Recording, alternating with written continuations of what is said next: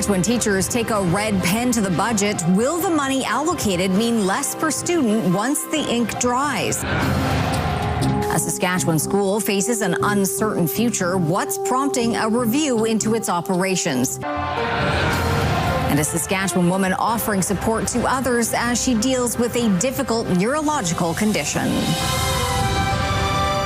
This is CTV News with Chantel Saunders. Good evening. The Saskatchewan Teachers Federation is taking a closer look at the province's education budget for the coming school year. And while more money is coming, the STF is worried the increase won't cover necessary expenses, let alone inflation. Keenan Sorokon reports. After taking a day to look things over, the Saskatchewan Teachers Federation says the increase seen in Wednesday's education budget won't be enough for students. We're falling short, and divisions are going to be left with difficult decisions. The province announced a more than $62 million increase to school divisions on Wednesday, but BCont says when you subtract $16 million for the 50 specialized support classrooms and $6 million for potential enrollment growth, the 2.6% increase is actually 1.7% to cover everything else. Adding supports is only a benefit if it doesn't take away from what we currently have. With difficult decisions ahead next year, BCont says money will need to be diverted from other places, or music and band programs will need to be reduced to cover the $33 reduction to per student funding the STF has calculated when adjusted for inflation. But Education Minister Everett Hindley says he's disappointed by BCot's comments. Education has seen a nearly 20% increase to its budget over the last 3 years, as well as new initiatives. We've added 500 more classroom complexity teachers. We're adding more specialized support classrooms into the province. There's more funding for supports for learning, and on and on and on. After a prolonged and public contract dispute, followed by 2 more years of more than 8% budget increases, BCont worries the progress made in recent years will be wiped out. And this budget takes a step back and kills any momentum that was made to improving the experiences of students in schools across the province. We continue to make significant investments into education. It's a priority for this government, and it will continue to be. Another round of bargaining between the province and teachers is scheduled this spring, and we'll have to wait to see how this budget will affect negotiations. Keenan Sorokon, CTV News, Saskatoon. Meanwhile, municipalities say opportunities to relieve the strain on their taxpayers were missed in this budget. As Donovan Mace reports, the province is pointing to an increase in revenue sharing as a way to help. Saskatchewan cities continue to push for more revenue options. We're all looking for a new deal at a time when cities are really being looked upon to provide more and more. And the only tool we have is property tax. Nothing is further from the truth. The primary source of revenue for municipalities is property taxes, and Saskatchewan's 4 largest centres have all been forced to increase rates above inflation just to keep up with costs and meet the demand of growing social issues. Finance Minister Jim Ryder challenging the notion of provincial downloading of responsibilities onto municipalities, pointing to increases in municipal revenue sharing in the provincial budget. You can see why I kind of take exception to this downloading nonsense. And again, anybody that's been in the municipal field for a while, experienced councillors know that's not the case. But once in a while, that misinformation gets thrown out and it needs to be corrected. The government will distribute more than $392 million through municipal revenue sharing in 2026 and 27, an increase of $31 million from 2025-26. The increase in the municipal revenue sharing has not kept up with the costs of allowing us to have those services. Now, despite major urban centres making up 53% of Saskatchewan's population, just 48% of municipal revenue sharing is allocated to cities. 16% goes to towns and villages, the rest to rural and northern municipalities. Lots of times the revenues for the province flow from outside. They flow from, for example, oil, potash, the rural areas. So services have to be provided in those areas because that's where the money comes from. There's still work to do. I recognize that, we went through our tough budget ourselves. There are global economic challenges that we all face. SUMA is also calling on the province to suspend the PST on construction projects, something the government says is unlikely given municipal revenue sharing is tied to the tax. Donovan May, CTV News, Regina. The provincial budget is providing a slight increase to help fight wildfires this year. As Jasmine Pelche reports, some were hoping to see more commitment to prevention and firefighting retention. Summer 2025 was an extreme wildfire season for Saskatchewan, with thousands forced to evacuate their communities. The new provincial budget earmarks an extra $20 million for a total $140 million for the Saskatchewan Public Safety Agency. It's essentially a bit of a status quo with an increase. There's another new plane coming online, water bomber coming online, so there's an increase in that regard. But hopefully we don't have the kind of year we did last year, but if we did, we will, no doubt, we will respond.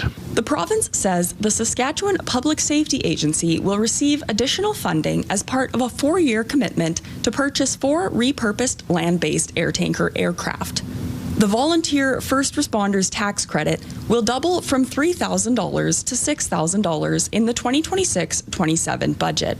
The Prince Albert Grand Council Forestry and Protective Services says it's good to see the Volunteer First Responders Tax Credit increase, but it was hoping to see more of a commitment to preparedness, prevention, and firefighter retention. The NDP says it wants the province to work with northern community members on wildfire management to help avoid destruction like that caused by last year's fires. The north is full of people that are land users, people that knows that land, and I think that, to have their input on what takes place as a part of this fire management strategy, I think is important to have their input in it. CTV reached out to the province but did not hear back by time of broadcast. Jasmine Pelche, CTV News, Prince Albert. Turning now to the Ministry of Justice budget, where Saskatchewan wants to reduce court backlogs by hiring more staff and modernizing court systems. CTV's Laura Woodward on the push to cut courtroom delays.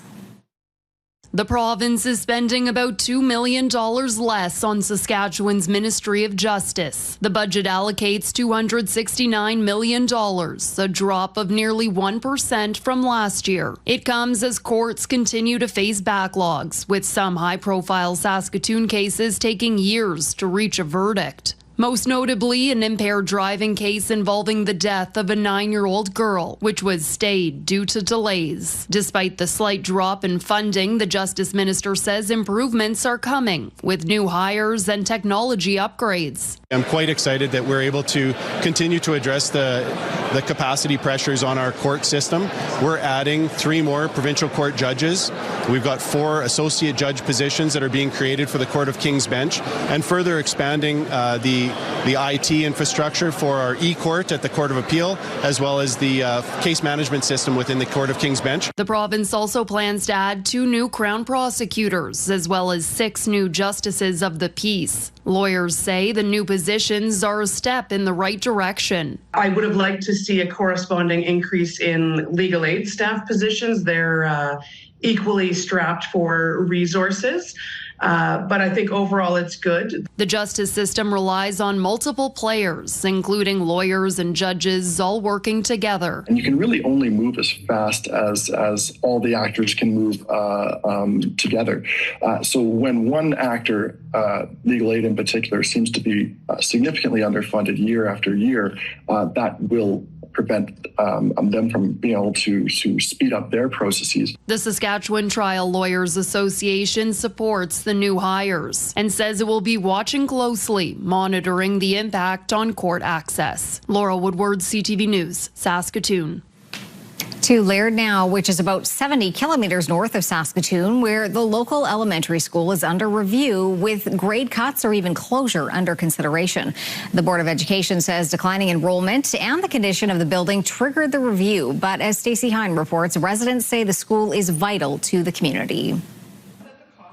Dozens fill the Laird School gym to voice concerns as the school undergoes a review. Options include keeping it as is, cutting grades, or closing it altogether. Some residents say the school plays a key role in the community and has deep roots with generations of families. I went here, my kids have gone here. Everyone at our table today, someone just said the Laird School is like a gem in the province. The school has been a very important part of the community for all these years, and to lose it would be a really big loss. The Prairie Spirit Board of Education began the review last September because of declining enrollment and building conditions. Under school division policy, reviews are triggered when enrollment drops below 51 students.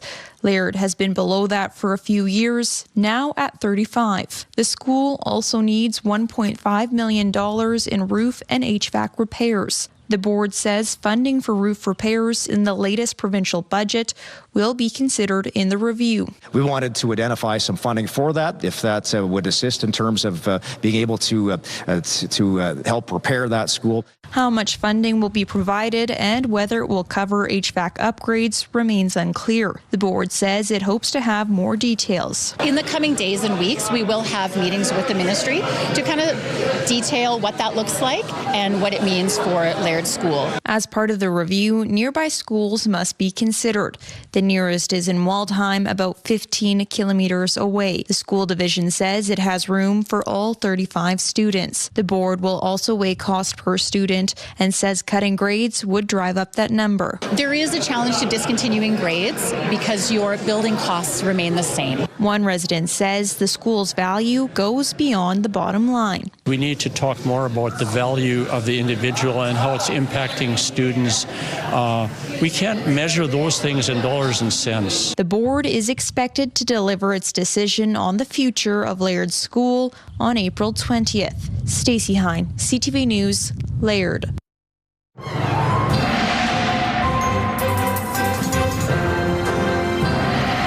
Jeff, as you know, it was a slick start to the day, but a melty day later on. A melty day later on, yeah. I had a little bit of walking issues. Walking led to some falling, so there you go. Anyhow, yes, that was an icy situation early this morning. Things were a little meltier in the afternoon, and tomorrow's going to be a melty day too, but then things are going to cool off. We've got a couple of systems, a series of systems that are essentially sliding through the province and bringing with them rain, snow, freezing rain. Maybe not exactly a widespread situation, but the areas it does impact, you'll feel it, and we'll talk about that later on. A Prince Albert man who was shot in the throat trying to evict a tenant from his rental property has died. Jim Primo's family shared their story with us last year after the incident. It happened on June 4th of 2025. Primo, who was 57, suffered a spinal cord injury in the shooting. A GoFundMe was set up at the time to help his family with extra expenses. Following the shooting, Preston Bird was charged with aggravated assaults, breaching a conditional sentence order, and other firearms-related charges. There is no word yet on whether he will face any upgraded charges. The Saskatchewan government says it respects the decision by independent prosecutors to stay charges against a woman who calls herself the Queen of Canada. Romana Didalo had been charged with failing to comply with an undertaking and intimidating a justice system participant. She leads a group whose members were occupying a former school in the building in the town of Richmond for nearly 2 years. The charges came after a September 2025 raid on the former school building. Justice Minister Tim MacLeod says the decision to stay the charges came after further consideration by prosecutors. There was no reasonable likelihood of conviction, and when that's the case, the proper thing to do is to stay the charge. We respect that public prosecutions constantly evaluates the strength of their case and the evidence that's been gathered, and if they came to the conclusion that there's no reasonable likelihood of conviction in that matter, then the stay of proceedings would be directed. The Justice Minister says the former school building in Richmond remains under a public health order and cannot be occupied. He encouraged the community to consider using new legislation that targets nuisance properties to deal with it.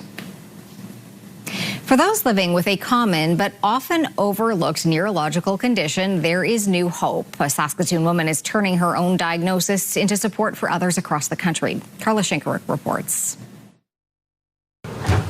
At her computer in Saskatoon, Kim Lamarant is building something she wished she had a year ago when she was diagnosed with functional neurological disorder, or FND. It's where the brain signals get mixed up, so they don't receive or send out the signals properly.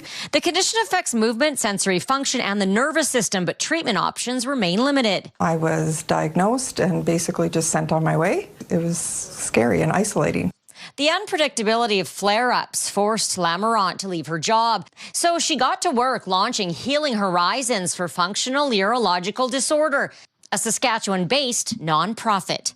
The primarily online platform offers peer support and practical resources for those living with FND. Coping menus, so there's a lot for grounding and how to deal with your flare-ups. Clinical psychologist Dr. Tyson Sawchuk from the University of Calgary says this kind of support is badly needed. This is important because there are no clinical care pathways in Canada for treating this, and this is the case in many countries.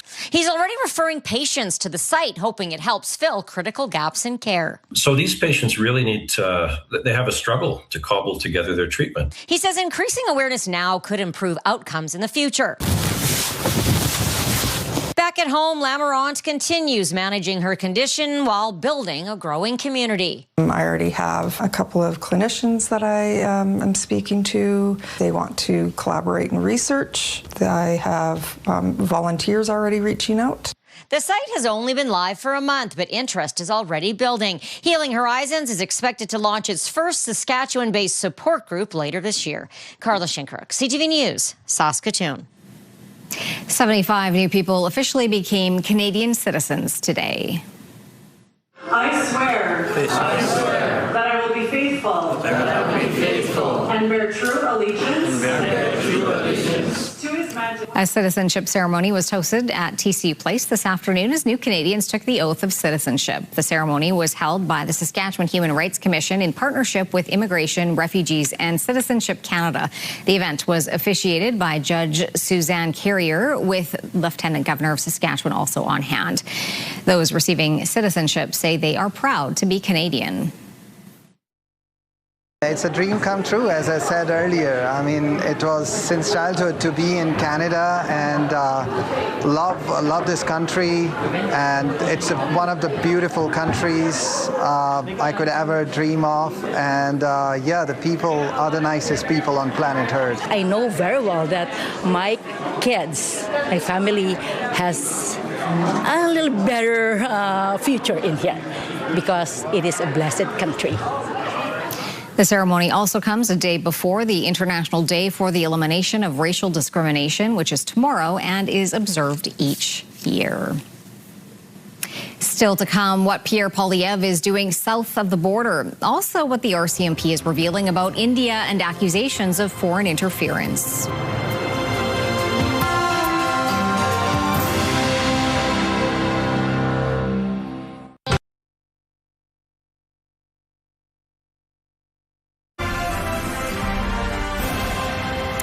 You're watching CTV News live from downtown Saskatoon. Thanks for staying with us. Gas prices for Canadians showed no signs of coming down today, and they skyrocketed for drivers in the UK and across Europe after Iranian strikes on key pieces of energy infrastructure in the Middle East. CTV's Heather Wright is following today's developments on the war from Dubai. An explosion near a Saudi Aramco site in Riyadh lit up the night sky, one of several sites targeted by Iran, as this war spreads to energy sites in the Gulf. Iran is retaliating for a strike that hit its South Pars facility on Wednesday. Attacks were reported in Saudi Arabia, Qatar, and in the United Arab Emirates. The attacks on energy infrastructure have rattled markets and are leading to concerns about disruption to the global supply chain, with energy prices jumping 10% this morning. Will backfire politically. Today, foreign ministers from a number of Middle Eastern countries met in the Saudi capital. So far, they have not responded militarily to Iran's attacks, but warned that could change. As we have stated quite clearly, we have reserved the right to take military actions if deemed necessary. Here in Dubai, warning alarms go off daily, with the vast majority of missile and drone attacks successfully intercepted. Work at construction sites continues, and there is little mention of what is generally referred to as the current situation. We're here in the Spice Souk, which is normally pretty busy, and it's relatively quiet today, partially due to Ramadan, but also the government has asked people to work from home, and school has moved online. As Ramadan ends, all outdoor prayers for Eid al-Fitr have moved inside for safety, many bracing for what could be a lengthy conflict. This war has really gone from a short, sharp Venezuelan in and out to It could be this decade's version of a quagmire for the United States, again, just a la Iraq, Afghanistan, but this one's actually got more impacts because it's economic. In Lebanon, Israel stepped up its attacks on Beirut as it expanded its ground invasion against Hezbollah, the Iran-backed militant group that operates out of the southern part of the country. Lebanon says the death toll has now climbed past 1,000, with an estimated 1 million people internally displaced. Today, Lebanon's prime minister said his country did not want this war and is asking for negotiations with Israel to end it. As countries grapple with skyrocketing energy prices, there are also concerns this conflict could soon impact the global supply chain. Aid groups are already sounding the alarm about vital relief unable to get to countries like Afghanistan and Sudan. Heather Wright, CTV News, Dubai. New attacks on oil and gas facilities in the Middle East are raising major concerns for financial markets. The U.S. president insisting his excursion, as he calls it, will be over soon as he met with Japan's new prime minister. Joy Malbin has that story.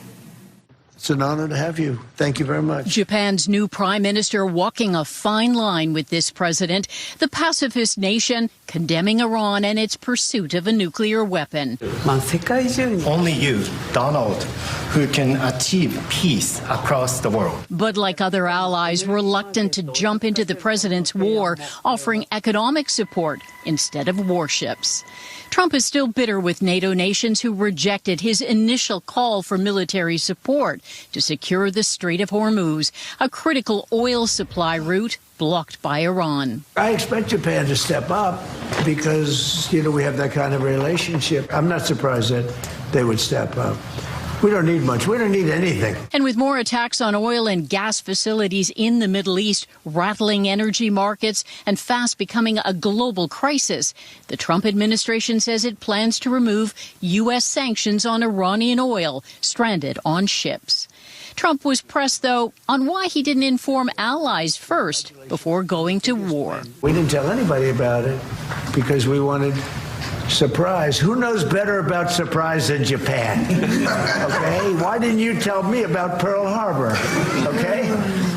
The president facing political pushback as the price tag mounts, and the Pentagon now asking for another $200 billion to fund this war. As far as $200 billion, I think that number could move, obviously. It takes money to kill bad guys. And that's raising eyebrows in Congress. How long is this going on? Are there going to be boots on the ground? How much is this going to cost? And the answer on most of this is, I don't know. Hoping to reassure Americans, the president claims his operation in Iran will be over pretty soon, saying that he has no plans to deploy ground troops at this time. Joy Malbin, CTV News, Washington. Conservative leader Pierre Poilievre has appeared on controversial but extremely popular host Joe Rogan's podcast that was released this afternoon. The two men talked at length about major Canadian political storylines, from the truckers' convoy and Alberta separation to the impact of U.S. tariffs. Today's appearance is all part of Poilievre's American tour, which wrapped up today in the Big Apple. CTV's Rachel Aiello reports. We've got to get you into the Prime Minister. Absolutely. Conservative leader Pierre Poilievre taking a bite out of the Big Apple.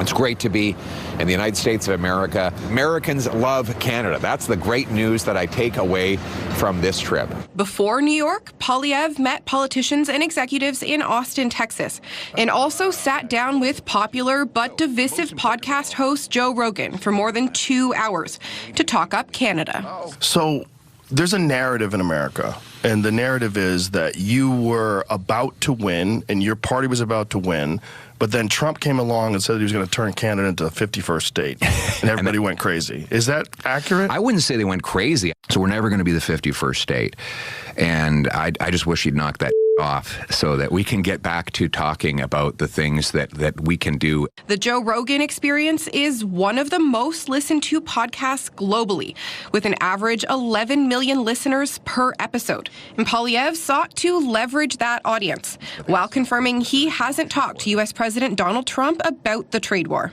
I've said, listen, I'll leave it to the Prime Minister to do the negotiating. And I've said I'll support him any way I can. Even in my visit down here, I'm sending him text messages to tell him what's going on. Rogan has been criticized for platforming polarizing figures and spreading misinformation.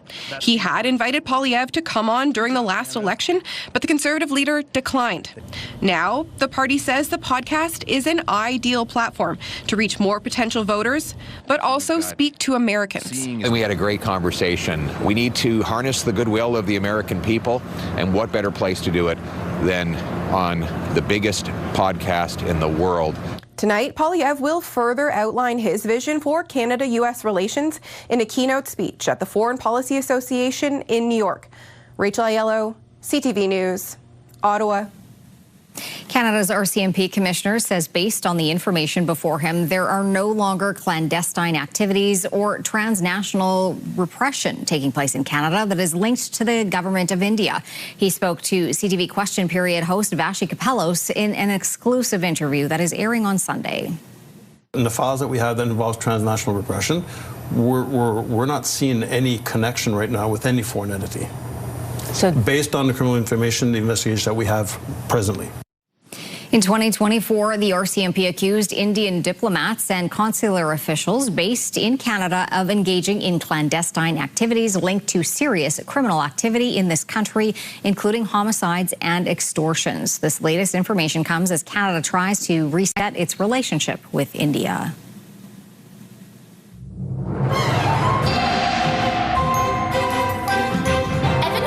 Hosting Collective Souls, a night of music and giving back in support of the Saskatoon Public Schools Foundation.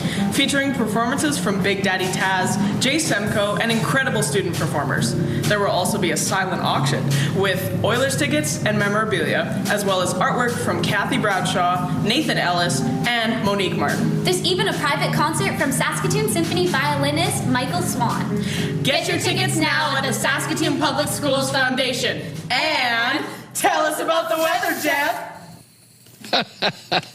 That's a great throw. Thank you so much. And yes, that's coming up next Thursday. So let's see what the weather is going to be like on that day. Well, it looks like it's going to be a bit on the cold side, but you'll be inside Evan Hardy Collegiate enjoying some terrific comedy and music and helping out the RAP program, Restorative Action Program. Minus 8 degrees specifically for a high that day. Mainly cloudy conditions. And once again, the spsfoundation.ca is the website to go to get your tickets for this big event coming up a week from today. Now, let's take a look at our temperatures right now. 4 degrees in Saskatoon at the moment, 6 in Prince Albert, 7 in the Battlefords. And as you can see, a little breezy, but not by much. Just temperature, or rather wind speeds around 10 kilometers an hour. So on the light side. And for a daytime high, 5 degrees for Saskatoon. 0 is typical for this time of day, time of year rather, as you get towards the end of winter and into spring. 16 on the plus side, once again from 1910 as it was yesterday for the hot temperature record. The cold temperature record, a tie between 1892 and 1912. That was minus 34. And the sun is going to go down at 7:18. Coming up, along for the ride, we hear one woman's story about a cycle of life.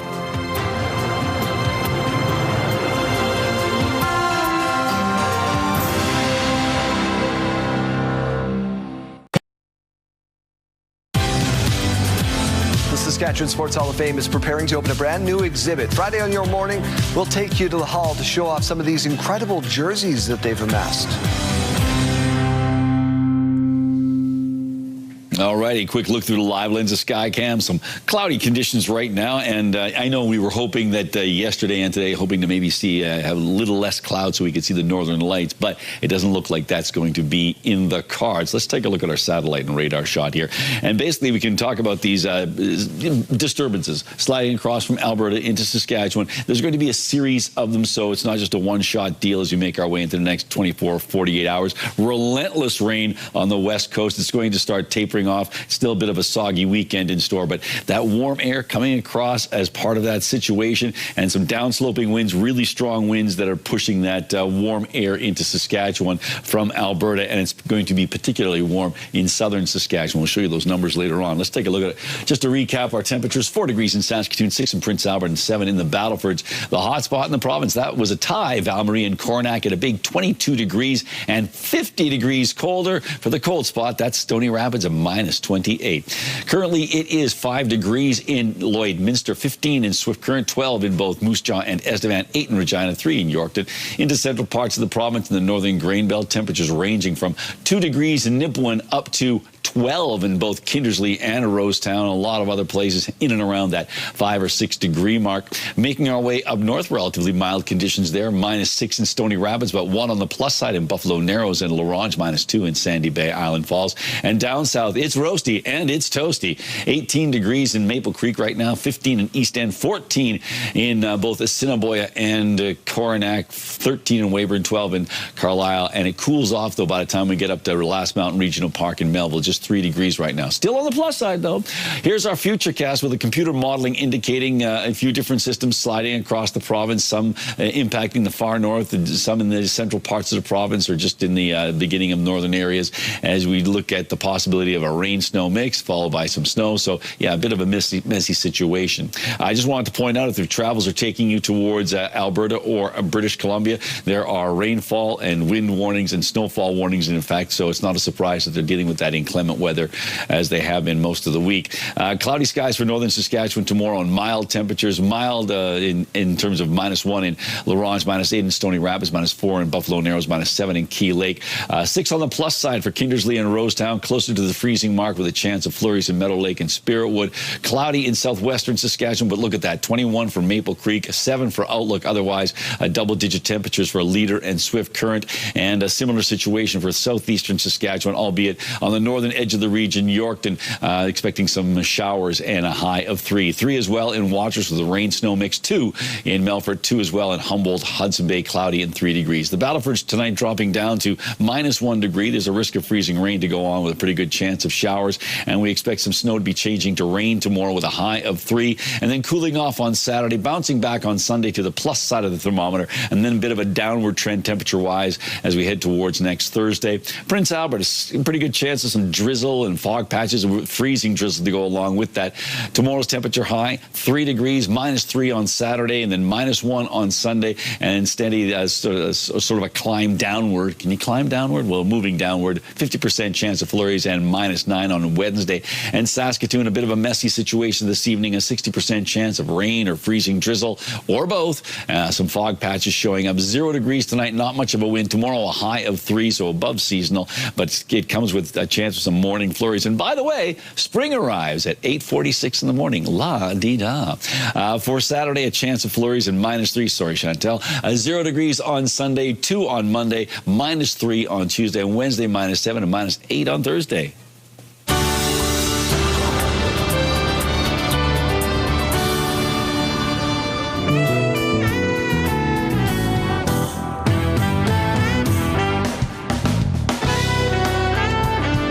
Quebec's Carl Mayotte Quintet lands at the Basement for a 2-night stand. Friday, the show starts at 8:30, and on Saturday night, showtime is 7:30.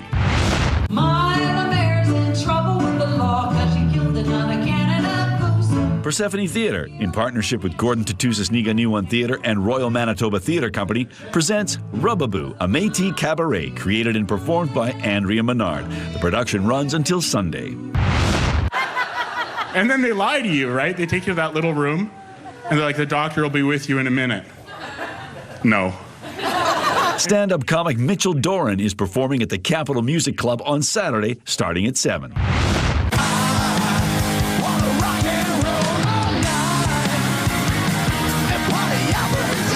Hairball is one of 2 tribute shows coming to TCU Place. Hairball focuses on bands from the late 1970s and the 1980s. That's on Tuesday night. The next night, you can get your grunge on as TCU Place welcomes the story of Nirvana. I know my limitations. I know. I'm a chubby kid. I've become a chubby adult. The other day I was digging around my belly button looking for lint. I found a canoe suit.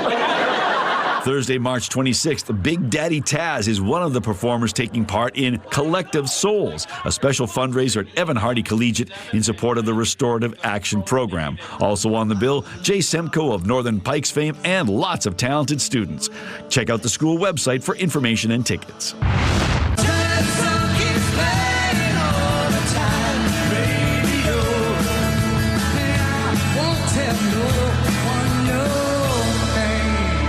Goo Goo Dolls are live on stage at SaskTel Centre on Thursday, March 26th. The music starts at 7:30. Saskatoon Soap's improv comedy is getting into sword and sorcery and the sauce as they present a merry band of soaps. Next stop, Sherwood Forest, Friday, March 27th at the Broadway. All right, Jeff, time for Pick of the Day. What do you have? Well, we've got quite the triple hit. Let's start off with this one. This one comes to us from James. Hi, Jeff. He said, James says, I took this photo late yesterday afternoon by the lake in a nearby park in Warman. It's a sure sign of spring when the thin ice signs are uncovered, which they did earlier in the afternoon. So, yes, please take those signs seriously. But, yeah, certainly is a sign of spring, quite literally. Next one, Diane. A little farmer helping feed the horses. There you go. That kid's putting in his hours, so he gets his 3 hots in a cot. So good for you, young fella. And those horses look pretty good, too. So thank you, Diane, for sharing that. And finally, from Charlie. This is from the other night. This is from O'Shea's. That's me with Charlie, Ava, and Annika. And Charlie left us with a nice note, but she did say thanks for the good conversation. It was nice to meet these 3 young women as well. All the best in your studies, I believe, in neurosciences, at the Edwards School of Business, and also at Exquisite Fashion and Bridal. So there you go. So they're a busy trio of young women. So if you'd like to send an image with us, you can send it to CFQC TV, CFQC News at ctv.ca, or scan the QR code, and please put Pick of the Day in the subject line. Still to come on CTV News, the power of flowers, the story that has truly blossomed for one BC woman.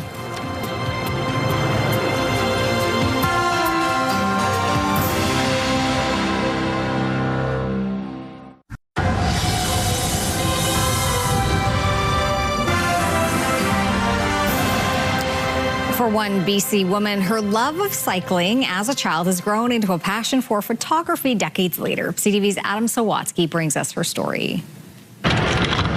Before she began cycling with a basket full of flowers, Angela Gabaldon was trying to ride her first bike without training wheels. Big brother just pushed me down a hill and said, go at it, and I did. That fearlessness was tested a few years later when Angela's grandpa bought her and her brother their first 10 speeds. And halfway home, he stopped his truck. He took the bikes off the back of the truck. He said, here you go, and he pulled away and drove home. Although they were left in the middle of nowhere, by the time they found their way back, Angela felt like she could go anywhere. It was the best thing anyone has ever done for me in my entire life. If that was empowering, the first time Angela rode this bike, it was inspiring. And I was like, that's really pretty. She'd stopped at a park, and the color of her horn seemed to complement the rising sun. And I took a picture. I was like, yeah, that's so perfect. Well, the experience felt so positive, Angela wondered if there might be more places to pose her bike. Yes, I feel like I'm always searching for something. And since she started actively looking, despite only being an amateur photographer, Angela says she's been consistently finding beauty. It's magic. It's magic. It's totally magic. It's like discovering a hidden gem, Angela says. So she named her bike Jules before fueling their rides with a basket full of flowers. I see the rhododendron bush in the corner, and I see the guy over there who is just being really nice and smiling to somebody, and I see beautiful sunrises and beautiful sunsets, and you know what? I love to share those things. Although she simply started sharing the photos of Jules with her friends, they began sharing them with their friends. And now, 4 years later, thousands of people appreciate her countless artful peddler pictures on social media. If I can make somebody else's day better, then that makes me really happy, and that makes me feel really fulfilled. So skip the training wheels, push yourself forward, and start looking out in the middle of anywhere, Angela says. You'll find there's beauty everywhere. Open your eyes and see what's out there. Adam Sawatsky, CTV News, Victoria. When we come back, the support for farmers as spring seeding is approaching. And later, we meet the best in the bagging business.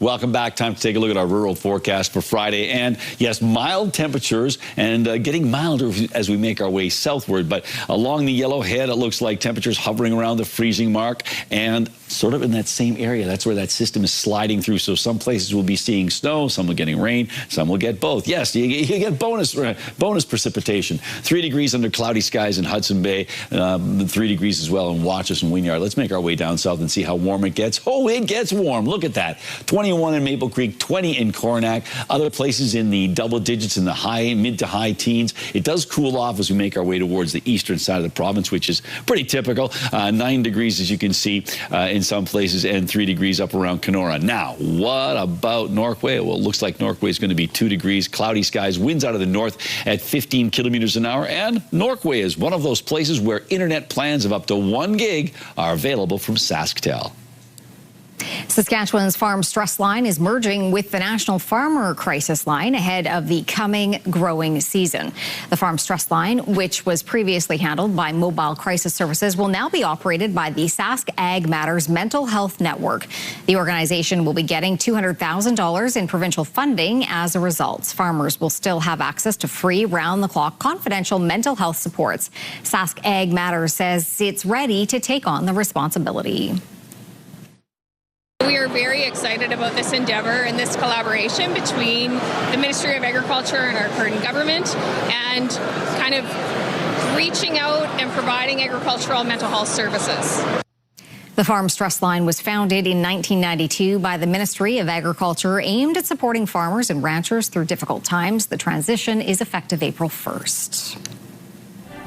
Turning to local gas prices now, the average price in Saskatoon is currently just over $1.62 a litre. The lowest price in town is $1.56.9. On Saskatchewan markets, Cameco dropped $3.82 today, and Nutrien finished the day at $104.50. Coming up, what saw the boss put into the slammer? And the grocery store employee who has a top title in the bag. Select Hair Services brought to you by Sage, the beauty bar.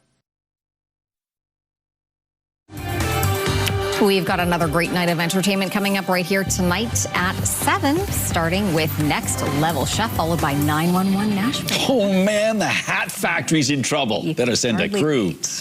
All right, well, we're not talking hat factories, we're talking grocery stores. And a grocery store employee in Georgia is proving he is the best bagger in the business. Put your 2 walls in and then get 2 heavy items, put those on a side, and just fill the rest with filler items.